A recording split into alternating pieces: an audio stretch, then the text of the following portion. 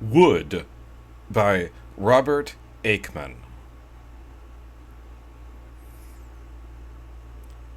So my niece, Eleanor, has given me one of those weather houses, where the woman comes out when it is likely to be fine, and the man when it is going to rain. I did not think they were made anymore. There is something about them that not many people know, at least nowadays. It is this, that just as dowsing can be used to trace many things other than water, which of course makes water divining quite the wrong name for it, so these little weather houses, or some of them, can be attuned to foretell more things than the merely literal state of the heavens. It is an odd story of which I am reminded by this, and until now I have not cared to make a note of it. There is always a risk of a written record coming into the wrong hands, and so perhaps reaching the eyes or ears of the people described. Moreover, I was always very uncertain how far I could depend upon my own impressions of what had happened, and naturally I am even less confident now, nearly 20 years later. Also, one is superstitious about seeming to give a new life by writing about it to something which has frightened one. The curious business about Munn and his wife, whatever I thought about the reality of it, even at the time, certainly frightened me, so much that I was the last person to be surprised by what happened to them in the end. But old Pell and his wife are dead now too, so here goes. I suppose that if anyone at all reads what I am writing, it is more likely than not to be a stranger. A few sentences about myself had therefore better come first. I served my articles as an architect, in the days when that was how one learned a profession, by working at practical and immediate problems from the first, instead of merely listening to lectures and doing exercises. And for several years I worked as an architect's assistant in a good office, doing well and having every prospect of starting in practice on my own. The tone was set in those days by architects such as Ernest George, and there seemed an unlimited number of costly country houses being built, pleasant work for all who had the social knack of getting it, which did not seem very difficult as I look back on it. But then came the war, the first one, and the real one, the greatest mistake mankind ever made, in my opinion, but curiously enough, one out of which I myself did quite well, at least in a sense.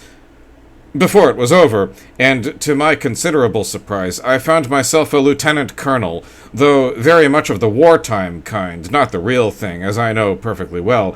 But then, in the very last month, more or less when Wilfred Owen was killed, if I have it right, I was not killed, but badly knocked out. Since when, I have never been quite right in any way, even though I made a good recovery, and a remarkably swift one. Of course, I had always intended to go back into architecture, but I never quite did. There were several factors. One was that I began to receive a pension, which at first seemed fairly good, enough anyway to save one from having to rush at things, and to give one time to think. Another, and much more important, was that the profession had completely changed. We were fast on the way to the state of affairs when the word art was seldom mentioned, still less the word beauty. It is odd that the busy, slave-driving old offices, always with several pupils, had much to say about art and beauty. Too much, many of the pupils thought, while these new schools of architecture lead to nothing but, for example, the buildings that you can see beside and around the festival hall in London. A third thing was that I never succeeded in marrying and thus taking on a new incentive. The war seemed to do something to me there, or perhaps it was mainly my experiences at the end of the war. But what settled things at first was that I was offered the job of editing a series of architectural lives. I had always been interested in the actual lives and careers of the architects of history, and the work carried me away completely for a longish time. I was enabled to travel in a modest way, though there again I could not have paid for a wife to travel with me, and I was in a position to appoint myself as the author of 2 or 3 of the books. I did so, and these books proved to be among the most successful of the series, for what that meant. When I was in my mid-40s, I bought an old cottage outside this Suffolk village, without clearly realizing that East Anglia is preeminently the part of England to which unattached and unattachable males with tiny but comparatively secure incomes tend to drift. They settle there on the outskirts of villages, and I must admit seem often to live on forever, though no one quite knows what they do all day. Edward Fitzgerald is the archetype and patron of us all, though, speaking for myself, I have so far managed to keep my hands off the local fishing lads. But then Fitzgerald was a genius, even though an underproductive one. I, no genius, have managed to have many affairs of the more ordinary kind, mainly, indeed, with married women. It does not seem a thing one should proclaim, but it is no joke being a married woman in East Anglia, if the woman has the smallest imagination. I am, therefore, unabashed. That odd man, Munn, on the other hand, seemed, during the first years I knew him, to be genuinely uninterested in women. Of course, I did not know him really well then or ever, and one can be utterly mistaken in such assessments. Still, many English males are genuinely unconcerned about women, or without the need for them, especially after the age of 30 or so. Munn struck me in those days as one who, instead of embracing a woman, embraced a grievance. Unlike most people with entrenched grievances, he was as reticent about the details as one normally is, or as one should be, about the details of a love relationship. He had been employed in the inland revenue, and there had been trouble of some kind, though it was hard to guess what, because he had emerged with a small allowance, upon which, like me, he lived, in his case in rooms above the village post office. Possibly he unearthed some corruption or other, and had to be sacked and silenced. If Munn had been still in the employ of the tax people, instead of on bad terms with them, I could have never known him even as an acquaintance, because, say what they will, I cannot accept that any kind of gentleman will, under any circumstances, make a career of prying into the private affairs of others, and then mulcting them, commonly to the point of spoiling and destroying their entire lives and those of their families.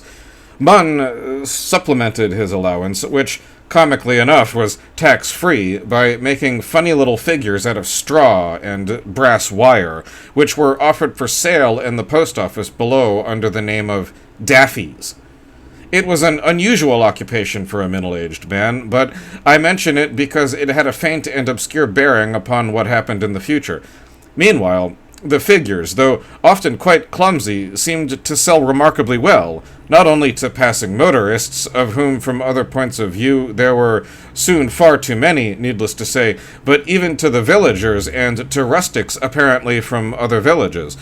Sometimes one of our locals, having bought one of Munn's straw figures, would later buy another. Perhaps the first figure had by then worn out, but at least it proved that Munn was meeting a demand, always the great thing in the world, we are told. I have described the figures as little, and so most of them were, but always on view were a few larger ones, some 2 or 3 feet high. Naturally, these cost more, and it was the smaller, cheaper figures that most of the motorists went for, and that must have provided most of the turnover, again, as is usual in commerce.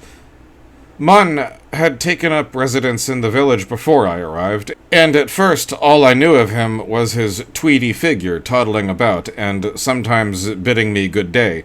His tweeds were very hairy indeed, and more than usually shapeless. One almost felt that he made his suits himself, as well as the straw figures, and perhaps wove the hirsute fabric also. He had profuse white hair under a scarecrow hat, a nose like a reversed peg for that same hat, and a darkly red face, which made one think neither of drink nor of exposure to the elements, neither of sickness nor of shyness. It struck one simply as how he was made, how he was colored. Several shades too red, as some are made too tall and others too dwarfish. It was at one of the village inns, I refuse to employ the word pub, that I first exchanged more words with Munn than the time of day. I remember the occasion very well, but I have little recollection of what we said, then, or indeed at most of our subsequent encounters. Of course he hinted at his troubles, and I at mine. But we were neither of us, perhaps to a fault, involved or much interested in what is called the life of the village, so that we undoubtedly ranged over wider fields, the newspapers, the world, and man's future, though, as I have said, seldom woman's. Munn seemed another who did not quite know what next to do in life, or even to aim at doing. He, too, was, more than anything else, marking time. The main thing we had in common was exile. All the remaining days of our lives seemed to drop upon us like dried-out snowflakes, or like daily leaves from the dead calendar of a past and forgotten year. It was as well that the Marxists did not catch and roast us. Life has become more rigorous than it was then, though it is likely to become more rigorous still. And yet, I think I had been talking in a sketchy way to Munn, on and off, and every now and then for as long as 3 or 4 years, when one morning, as I was on my way to something rather private, and was less than usually open to distraction, he hailed me from across the street and asked if I would look in at his place for a drink that same evening. I can see him as he did it, in my mind's eye, quite clearly. The white shutters across Gab the butcher's window were behind him in the late autumn sunshine, so that it must presumably have been early closing day, or the Sabbath. After all, it was a rather historic moment. I had never before been invited to enter the rooms above the post office. That which at the time I was about to undertake would be completed long before evening, so I accepted for 6:30. Munn proved to have several rooms, quite a suite, reached by his own stair from the street, and in general seemed to be better accommodated than I had supposed, even though the trappings plainly appertained to a furnished apartment. All that looked personal was a mill for making the straw figures. As usual with Munn, the device looked as if he had made it himself, out of rough old planks, long thick nails, and bright steel edges, very sharp by the look of them. The contraption stood in a corner of the living room, with a bale of straw stuck away behind it, and straw ends all over the carpet beneath and around it. Of course, all was dry, or no doubt there would have been complaints from the sub-postmistress, Mrs. Hextable, below. There were also 2 or 3 of the figures lying about, in various stages of completion. "My eker out of income," said Munn, entering the room behind me and watching my gaze. He crossed to the machine and gave it a hard kick in the midriff so that the bright cutting wheel spun round like a flying saucer. "And I wish his Majesty's bloody commissioners were beneath it," added Munn. "But sit yourself down," he went on, and without consulting me mixed a whiskey that was far stronger than I normally liked or like, or than he had observed me drink at the inn, supposing that he ever took in such things. "I propose to ask you a favor." He had provided himself with an even stronger whiskey than mine. He gave me the impression of a man who so feared to find himself weak that he had both hands on the bull's horns almost before the animal had entered the field, so to speak. "I'm getting married, and I want you to be my best man." I must admit, I had feared that it was going to be something to do with money. "I expect I can manage that," I replied, "though it's something I've never done." "At our age, one feels such a fool at having to ask," said Munn. I saw that his hands were shaking. I have always felt that the plural possessive is a case that should be used with caution, but all I said was, "Where will it be? And who is she? And congratulations, too, of course."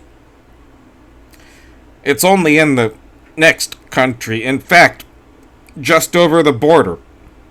Munn expressed it a trifle histrionically, but of course there is an enormous difference between Suffolk and Norfolk, and between both and North Essex. "I shall be hiring a motor," Munn continued, staring at me as if the availability of private transport might make all the difference. "I shall be delighted to do everything I can," I said, taking a goodish pull on Munn's whiskey. "In fact, I shall be honored." Munn looked a shade doubtful about that, as well he might, but he was wonderfully relieved, and almost gulped as he said, "Thank you very much. I shall never forget it. I may be able to do the same for you one day." Who knows? I responded, as the whiskey began to rise within me.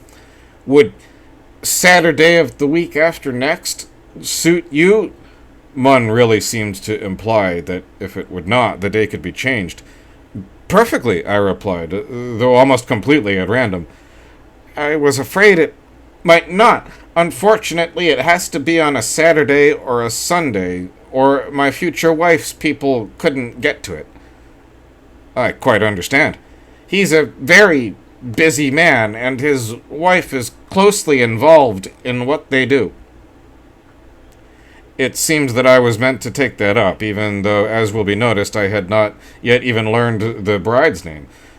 And what is that? I inquired politely.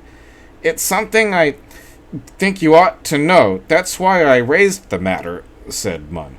I nodded. It's a little hard to talk about, said Munn, looking at the floor. It's the kind of thing that makes people giggle a bit. Munn drew on himself again and gazed at me. I don't really mind if you do giggle. I couldn't possibly blame you. I shall do nothing of the kind, I rejoined. But Munn still beat around the bush. You know that story of Maurice Baring's? Or is it a play? I am not sure that I do. Maurice Baring had, after all, written an enormous amount, even by the date we had then reached. A young man tells a girl he has a secret that he simply must confide in her before she marries him. She wears black and blue, that no matter what it may be, she will love him as much as ever. In the end, he discloses that he's the hangman, and she sheers off. No, I said, I can't recall having come upon that. My future father-in-law is an undertaker, said Munn.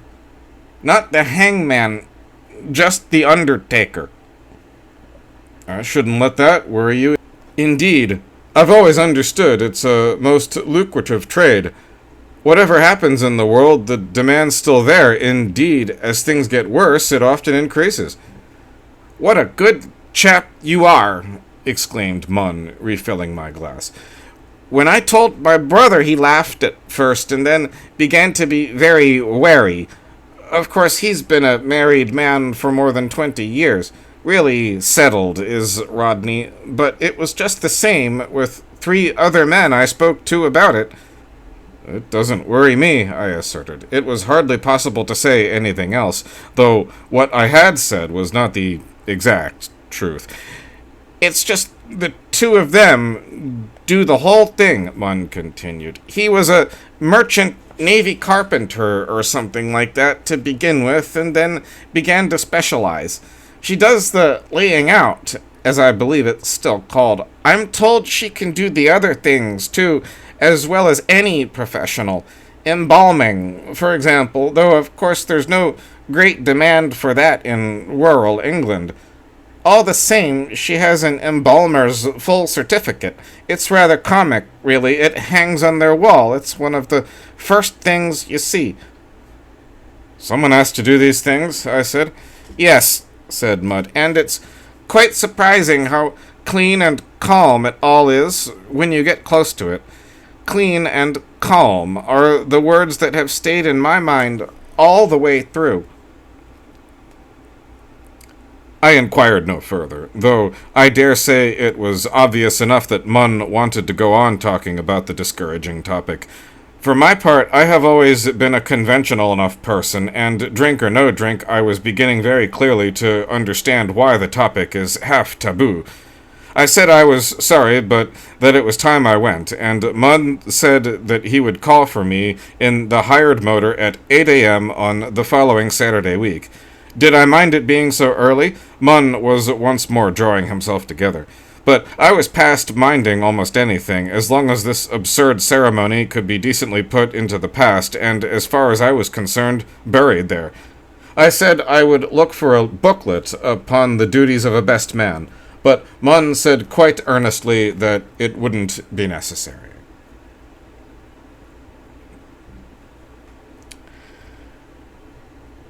In all the circumstances, I never expected to receive one of those smooth cards that announce future weddings, and this was as well because none came. Before the day dawned, I saw Mun 2 or 3 times stumbling about the village. After all, it was not a large village, and an imminent bridegroom could hardly live as a recluse. I thought it best to make no approach, and this was clearly right, because Mun made no approach to me, except that once when we were far enough apart and unmistakably going in different directions, he winked at me. It seemed plain that Mun did not want his future plans to be generally discussed, so I said nothing about the matter to anyone. After a day or two, however, I recalled that a best man is expected to make a presentation of some kind to the bride. The answer to that was simpler than might be expected. I have a rule that when a gift is required, I give a year's membership, or occasionally longer, of a society which admits one free of charge to a number of buildings of diverse architectural interest. The general public has to pay for admission in every case, and the list of structures includes several important ones to which the general public is not admitted at all. I did reflect that it might not be an absolutely ideal gift for a young girl, but there was no evidence that Mun's intended was a young girl. I knew nothing about her. I had not inquired, because I had little doubt that if Mun had wanted me to know at that stage, he would have told me. There was also the question of gifts to the bridesmaids. I dealt with it by assuming that there would be no bridesmaids.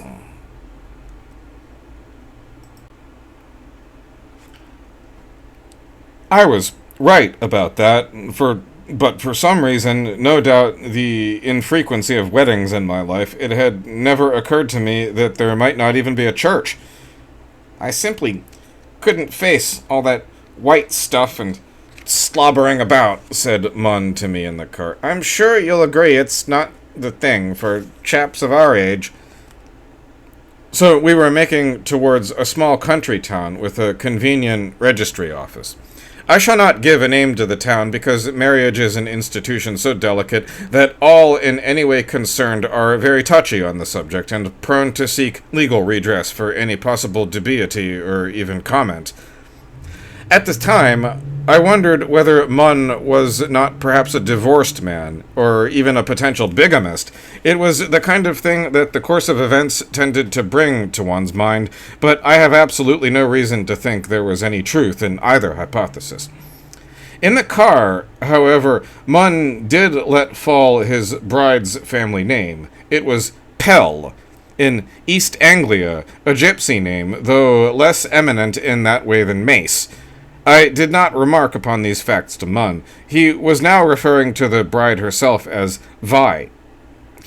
Mun struck me as being less uneasy than I had expected. I observed that he had not brought new clothes for the occasion, but was in his usual shapeless tweeds. I myself was at least wearing a dark suit. I touched my pocket containing the membership card of the society I have mentioned, which I had sealed in an envelope. Sealed, I mean, with scarlet sealing wax. I was far from sure what would be the best moment to hand it over. I should have to wait upon events. The distance was not all that great, and we managed to arrive before the registry office was even open. There were, in fact, 6 or 7 minutes to go. I felt that this was the sort of thing that could be counted upon, and concentrated upon the idea that my duties must soon be all over. At least we had the car to wait in, which was fortunate, as it had begun to rain. The car was of moderate size only, and I wondered how many there would be for the return trip. The young driver began to nod to passers-by he knew. Mun had fallen silent. By way of conversation, I inquired how he and his bride had met. She came into the post office and liked my straw daffies. She told Mrs. Hextable that she would like to meet me. She thought we had interests in common. Mrs. Hextable came up and brought me down, and so it proved to be. You mean that you did find you had a lot in common? So it seemed. I must admit that I'd been keeping half an eye open for a wife for some time. You may not believe that. I was feeling more and more that I couldn't let my whole life be ruined by this swinish way I was treated. Of course I believe you, and I'm quite sure you're right, I said firmly, and I very sincerely hope you'll be very happy. I felt quite warm about it.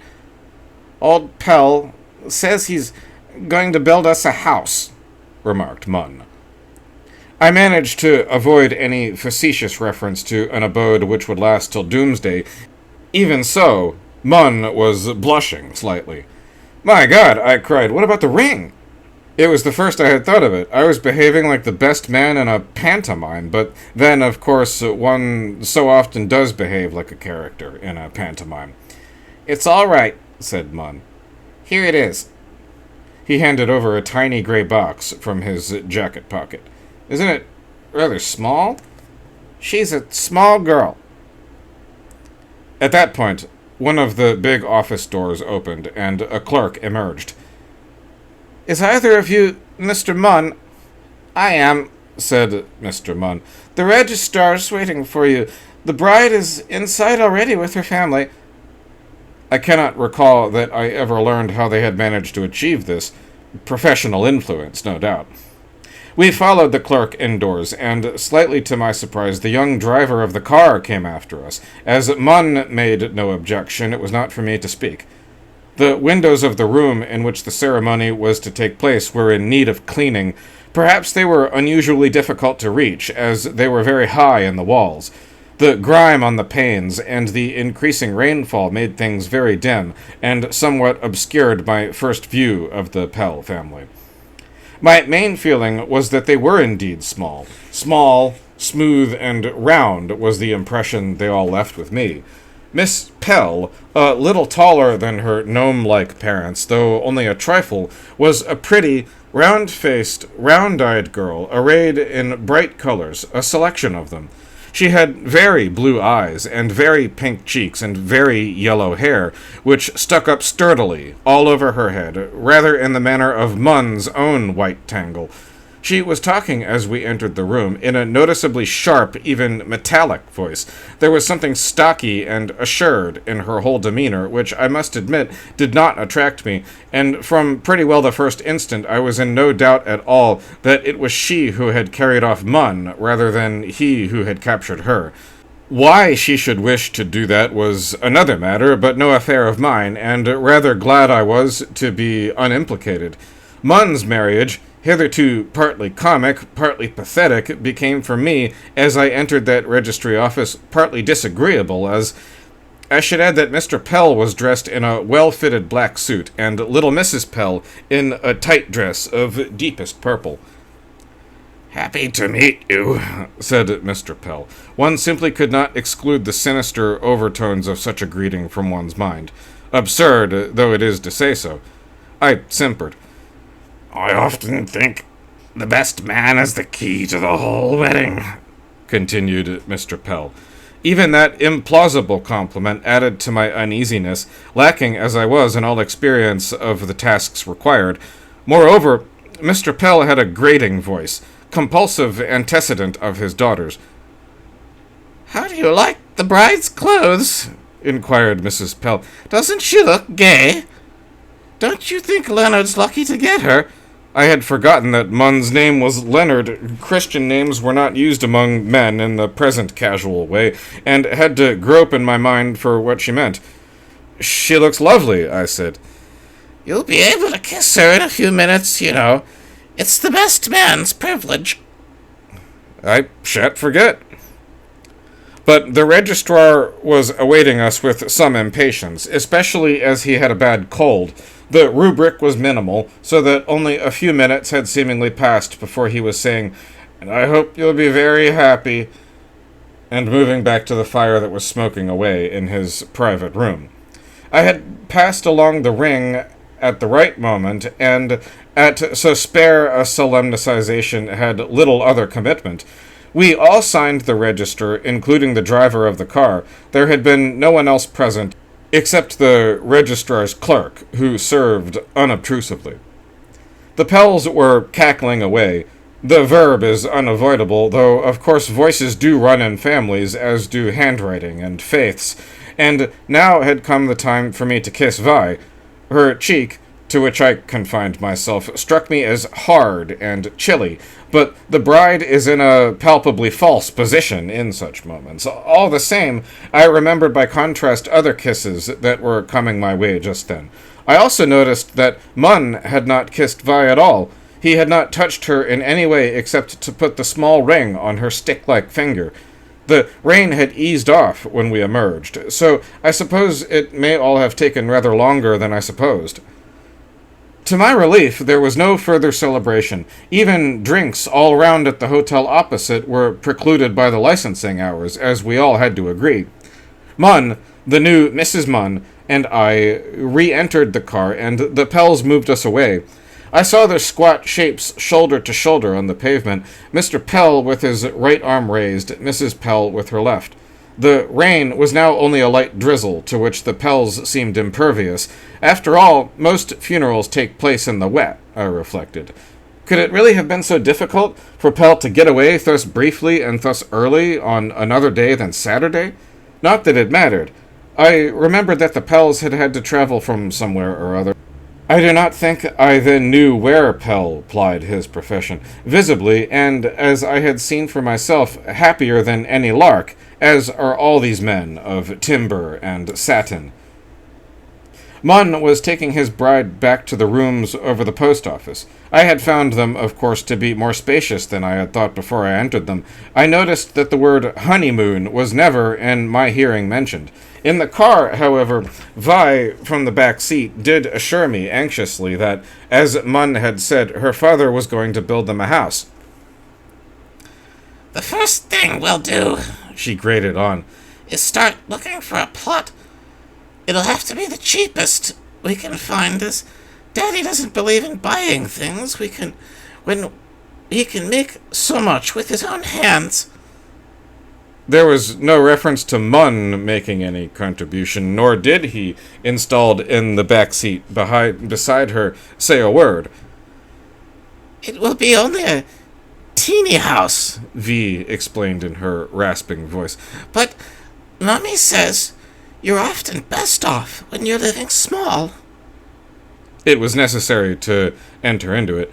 Have you a builder in mind?" I inquired. "Of course not, silly. Daddy's going to build it for us." I had sensed that this was in the background. "The whole thing?" I asked. "The plumbing included and the electricity?" The latter had just entered our area, but was not yet truthfully in our immediate range. "We shan't be having silly things like that. Only wood." I was constrained to turn in my seat, difficult though it was to do, and look back at her. "Daddy can make everything needed in this world out of wood." There was something almost evangelical in her tone and choice of words. There was also something wild and fantastical, which seemed infectious. "Even people?" I asked, smiling no doubt, but really asking under some compulsion that remained elusive. "You're making game of me," she replied on the instant. Her pink cheeks had darkened, and I noticed that she, for her part, was not smiling at all. "Lay off, you fool," said Munn, really quite sharply, and speaking almost for the first time since entering the car. "Let's change the subject. We haven't even started looking for the land as yet." "That's right," said Vi. "They were going to, aren't we, Leonard?" She left little doubt that they were. And we did manage to talk of something else. As a matter of fact, we talked of how beautiful the wedding had been, a compulsory theme, needless to say, for all such moments of time, regardless of objectivity. Munn had been preposterously rude, but I had observed such quick gripings of rage in him before, notably when he thought about the inland revenue and how they had treated him.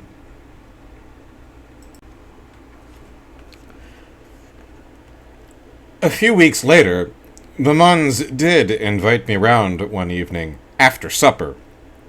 It was a remarkably formal visit. I must acknowledge that I found it difficult to keep the word wooden out of my mind.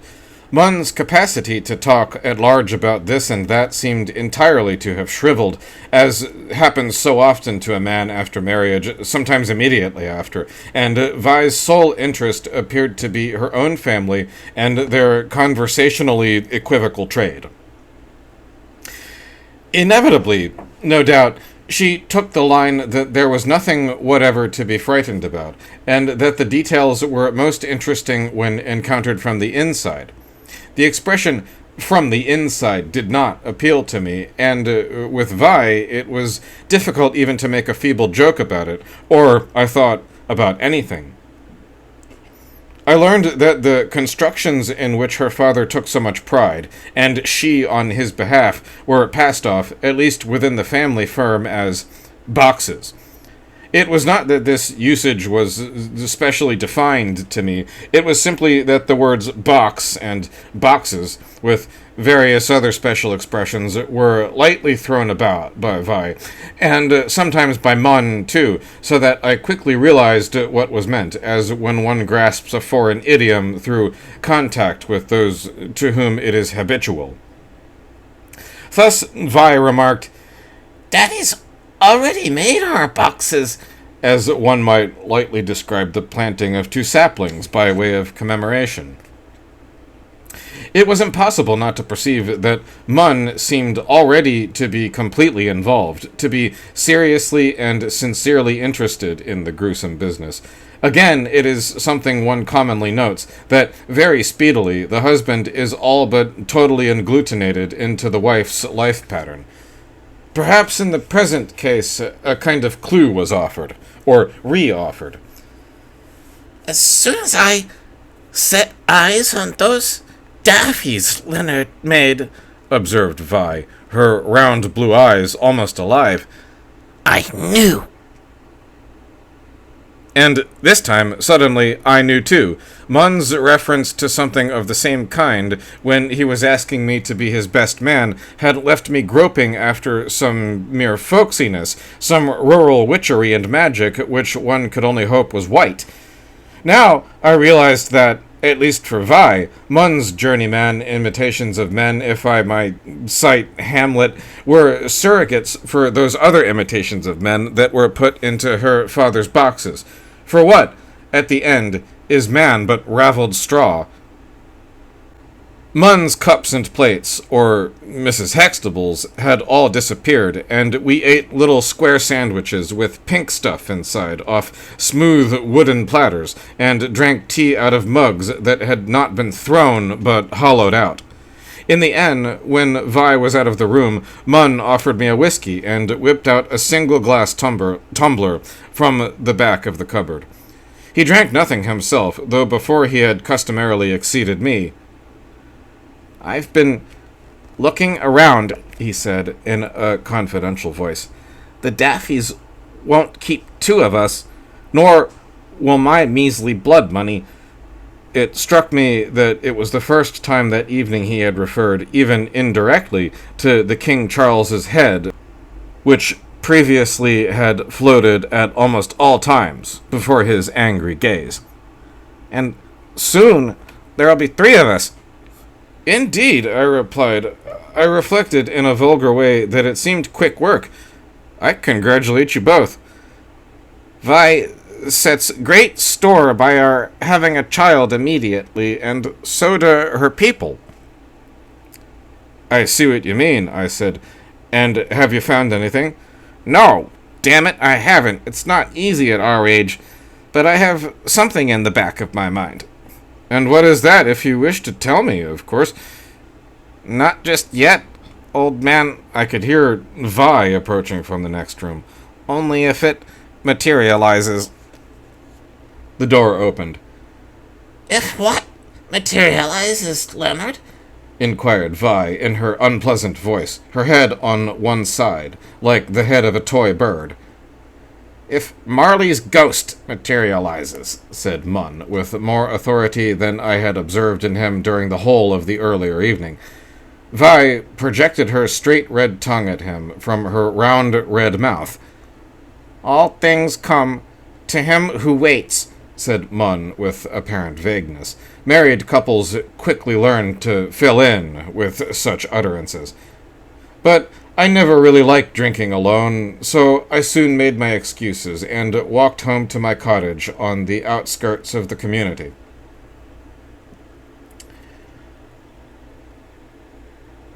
I had a strong suspicion of what the something was at the back of Munn's mind, and soon we walked into one another outside of the branch banks. Not that either of us ran an account there. If one knows one's onions, one does not bank in one's own gossipy village. "We are off," Munn said. "Vi and I, next week, in fact. Wednesday, I'm told. The old man's sending one of his wagons. It's the only day he can spare one."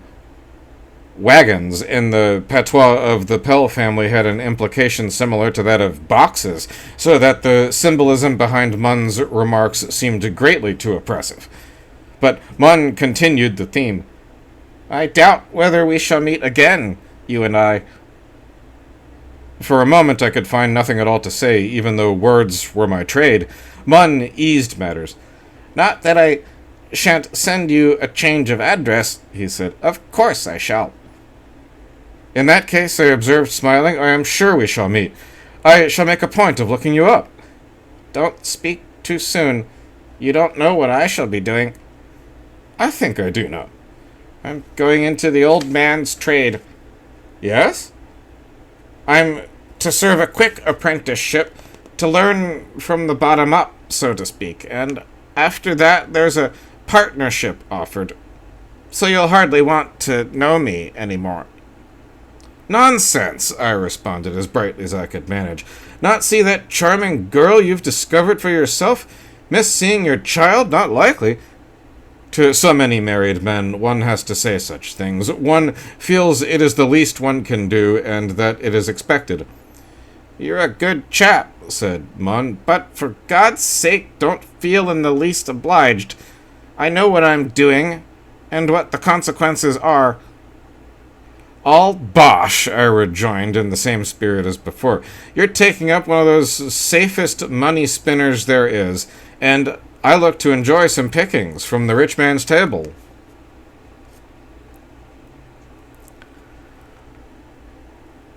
I received a card bearing Munn's new address. It also bore a faint fringe of acorns, from which for the first time I learned the name of the settlement where the Pells did their work, and, as it happened, I also saw Pell's wagon, an outsize model, looking all the blacker for its bulk, as it bore away such of the trappings as were Munn's, and Munn himself on the seat in front, with the sably accoutred driver at the other end, and little Vi wedged between them.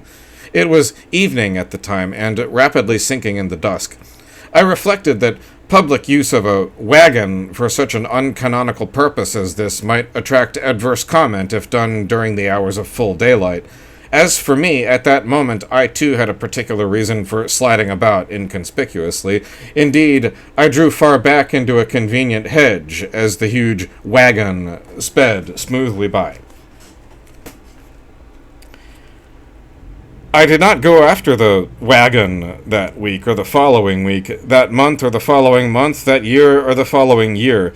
The place where the Pells had proved to live was a small industrial town, built in remote East Anglia as a single entity during the 19th century.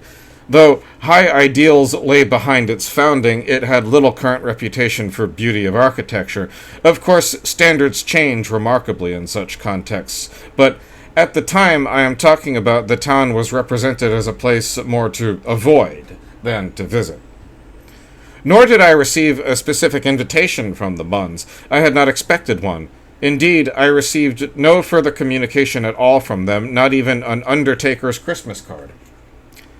Some years later, nonetheless, I drifted over, and so acquired some idea of what ultimately became of Munn. By then, I had acquired a small, second-hand motor, a two-seater, so-called roadster. For some time, I had had a commission to catalog all the churches in Suffolk. It was no light or brief task, as Suffolk has many churches. Moreover, the prospect of a similar assignment relating to Norfolk was held before me. As far as pleasure went, I should greatly have preferred to travel by train and on foot, which was then perfectly possible, but my employers pressed. I am not sure that by the end time had been saved, because my second-hand roadster was always breaking down and leaving me helpless, as I have no gift with machines and no love for them. I acknowledge that for some time I omitted consideration of the town which housed the Pells, and which I had taken to thinking of always in that way. After all, it was agreed that the place had little to offer the connoisseur of beaux-arts, such as was expected to study my careful lists. I was even ignoring the district around it, which indeed was still, in the main, open heath, with few churches and hardly more houses. Now it has been utilized in familiar ways, varying from an open prison to a large mineral development, but in the end necessity called, and picking a rainy day I set out. I should have preferred to disguise myself. In the town itself, all went perfectly well, even though the rain inconveniently ceased to fall while I was doing my duty in the church. I recalled that the same had happened during Munn's inauspicious nuptials. The church, paid for entirely from the pocket of the founding industrialist, was splendidly ornate, after the fashion then in the 1920s, deprecated, but now once more respected. The town, as a whole, duly seemed more of sociological than aesthetic interest. But my obligation was exclusively ecclesiastical, and though, as I edged along the streets, I kept half an eye open for the name Pell, surmounted by plumes or the staring eyes of black horses, I saw nothing of the kind, and in the end even plucked up the courage for a coffee and cake in an anomalous tea shop, half gentlewoman's chintz, and half charge hand's lincrusta. In those days, it was easier to park one's car, though, on the other hand, one's car could therefore stand out more conspicuously. It was on a low ridge to the south of the town, as I drove homewards, that I came upon Munn's new abode. Curiously enough, I was deliberately avoiding any kind of main route, and weaving my way through lanes by the use of the map. This was not easy to combine with driving the roadster, but fortunately, the lanes carried very little traffic in those days. Possibly there was some finger of fate which pointed my way to the house. I seemed conscious of all along of such an element in my relationship with Munn, and what happens next perhaps confirms it. It was hard to believe that it had been necessary to pay money for the plot on which the house stood. The tiny black structure recalled what one had heard of squatters and their rights. It stood on a sandy, scrubby, nondescript waste, like a thrown-away cabin trunk, or perhaps like a house built by the little people, there one day, gone the next. I am sure I should have known at once that it was the house built by Munn's father-in-law for his chicks with his own hands, but, as it happened, Vi, in her bright colors, was at work in the front garden as my open roadster snorted laboriously up the ridge. At the same time, rain began to fall once more, this time heavily. I saw Vi go back into the little house, from the other side of which Munn emerged, already clad in heavy oilskins. I suppose it was natural enough for the frail female to withdraw from the inclement weather, and for the stouter male to take her place, but there seemed to be something odd and automatic about it, all the same. Moreover, on the instant, two flaps opened in the house's single black gable, and a quite life-size wooden cuckoo jumped out, shouting its head off 4 times. I looked at my watch. It was indeed 4 o'clock. It seemed odd to have a clock outside a tiny private house, as if it were a town hall, but there could be no doubt about the hour of day being audible over a wide area. By this time, Munn had looked up and seen me seated there, grinding slowly uphill. To speak plainly, I doubt whether, if I had been traveling faster, I should have stopped, though this may make me sound a cad. With Munn's gaze upon me, I had no alternative. Also, I should have to raise the hood, always a lengthy and injurious undertaking.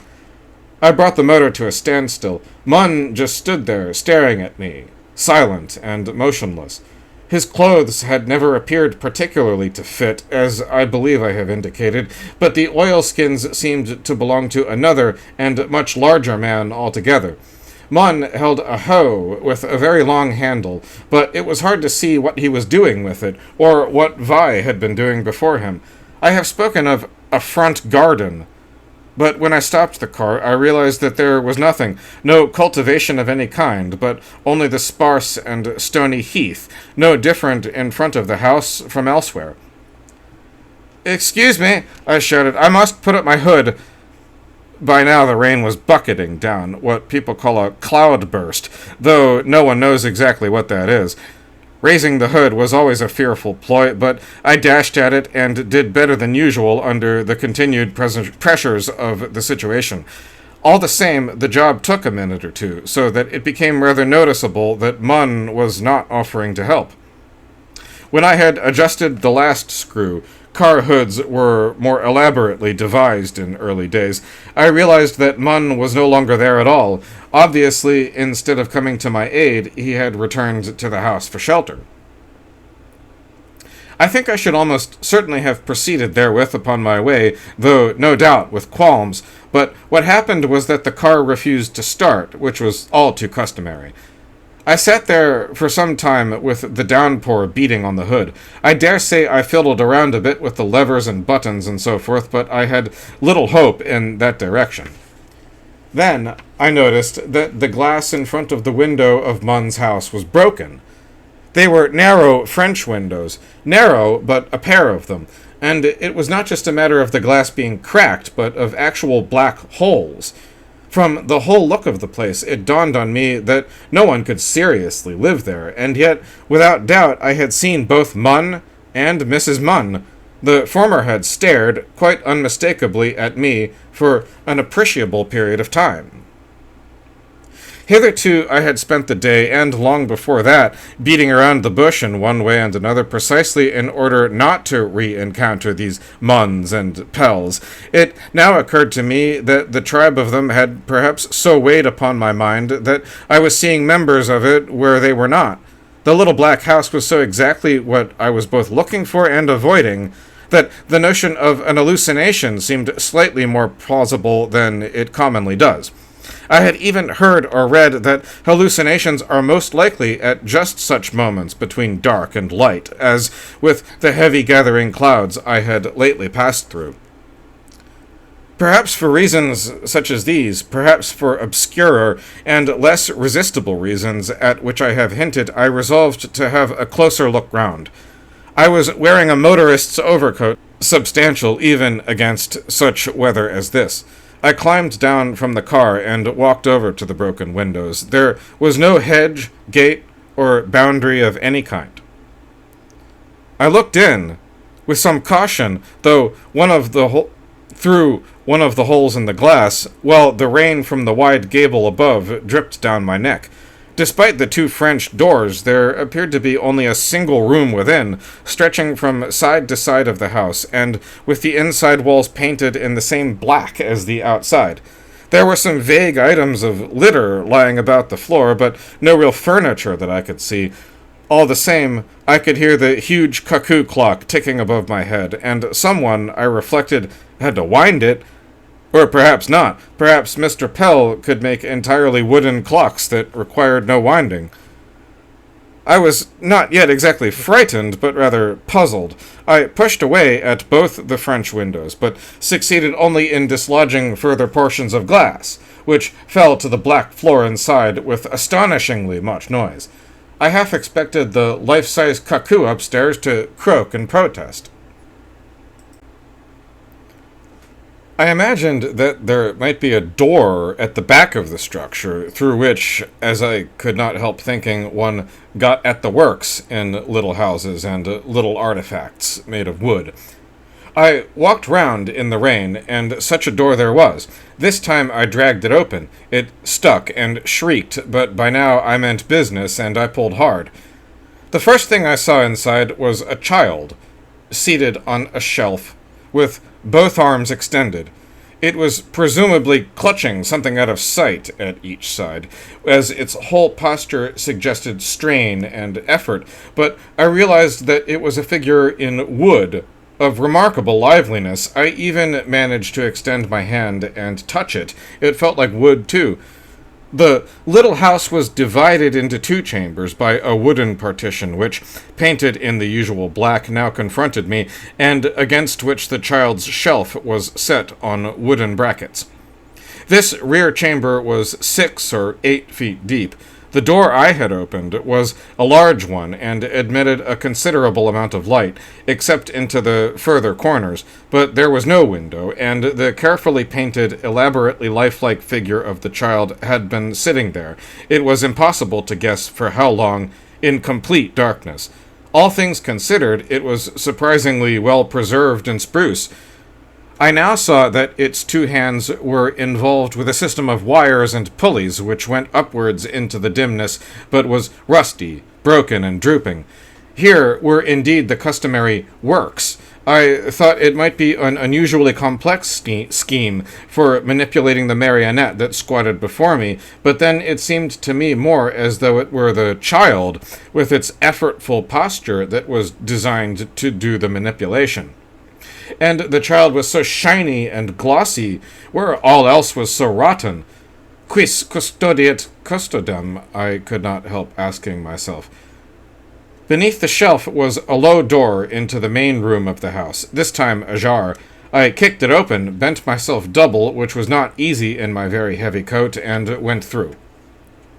The litter on the floor, not merely dusty and dirty, but damp and fungoid, proved to be mainly pages from a book or booklet on the collection of taxes. Against the back partition wall, to the right of the door as I looked back at it, was what appeared after all to be the ruin of a large, low piece of furniture. It was as dark, as black, as everything else, and I had not made it out when I peered in through the French windows at the front. I saw that to the inside of the dwarf-sized door a piece of paper had been pasted. The instructions, one could not help thinking, on how to get the best out of the device. I went back and peered. Instructions after a kind, indeed they were, written out in ink and with no punctuation by a hand to me unknown. I read them, and after a considerable pause, brought out my church's notebook from my jacket pocket and copied them down. Here is what I wrote. When the man is sawing wood, wait and watch for falling blood. Blood and sawdust are the same in Dame Nature's little game. When the woman's blindly scraping, then's the hour for blows and raping.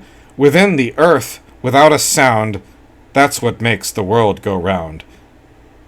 Whatever else you need to know, set the man and woman so. Let them prophesy forever, curse them once, and come back never. Obediently, I gazed around me. I thought that before departing, I might as well look more closely at the low piece of crumbling furniture set against the partition wall.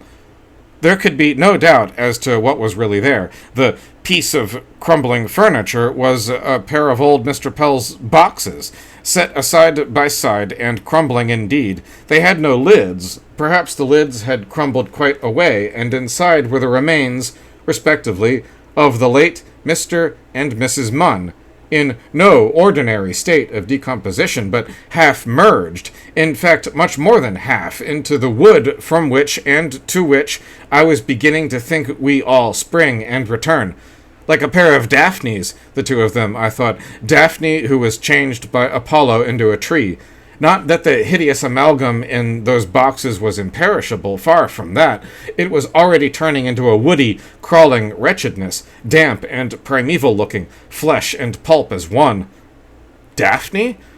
Of what, in that wooden house, did the name remind me? Then, of course, I remembered old Munn's Daffies. I could only wonder. I made a bolt for it, not looking back. least of all at the little fellow on the shelf, but slamming the door as I ran so that it jammed fast. Believe it or not, I had quite forgotten that my car was broken down. I gave one twirl on the starter, leapt in, and had roared on for at least a mile and a half before I recollected that by rights I should not be moving or escaping at all. The finger of fate, once more, I could not but feel. And perhaps the spell was, in fact, now broken, because only a few weeks later, I read in the local weekly that there had been a bad fire one night on the heath, with many sheds and shanties burnt out and several lives lost. In the way of local weeklies, the report concluded by saying that the funerals of the victims would be conducted by Mr. Pell.